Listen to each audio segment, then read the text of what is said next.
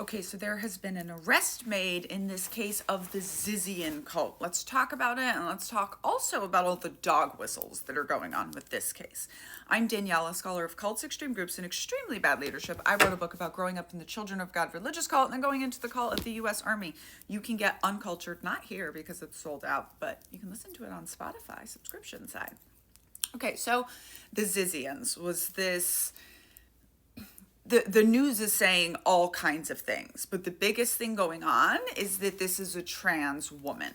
And why I say this is the biggest thing going on is because we have this language of hatred that comes to us from actual white nationalists that trans identity is a cult. Okay, that being trans is a cult. Of course, they don't know how to talk about it because they don't understand cults or identity. And Dr. Stephen Hassan, who is the cult expert, super culty to put the in your name, by the way, is also in this camp. So I would really, really recommend not listening to him on this. Identity, being trans, is an identity that cannot be a cult. Now, any identity, any ideology can be weaponized against you to bring you into a cult, and it seems like that is some of what is going on. So this woman, Ziz, is the leader, right? She's an anarchist. She's something that calls herself a transhumanist, which is people that want to make themselves into cyborgs, want to use all of new technology, anything available to better themselves and make themselves live forever. Now, this person is also preying, this trans person is also preying on other trans people. So you can have cults that are full of trans people. You can have cults that are full of LGBTQIA people. You have black cults often that use us versus them mentality, as all cults do, right? But the very real idea that white America hates you and is out to get you, which is true. However,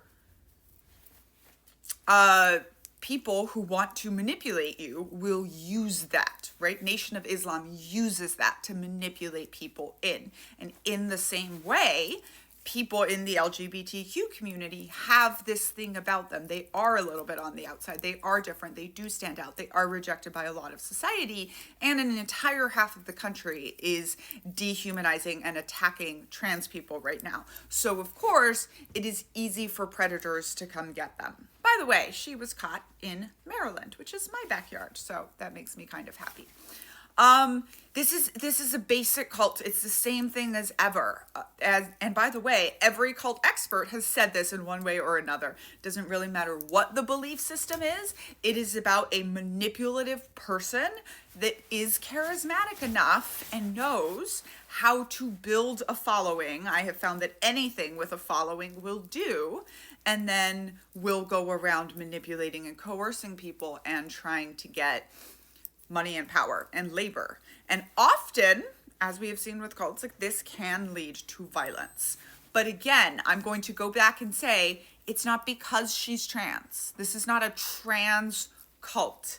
This is a cult started and led by a trans person. These are very different things, and I want to be very careful with this language because, again, this is right on the edge of extremism. So trans people can do bad things. Who's probably responsible for the unalivings of many people. Not a trans cult. Different things. You are going to see radical trans cult in headlines. Don't listen to it, and please don't use that language.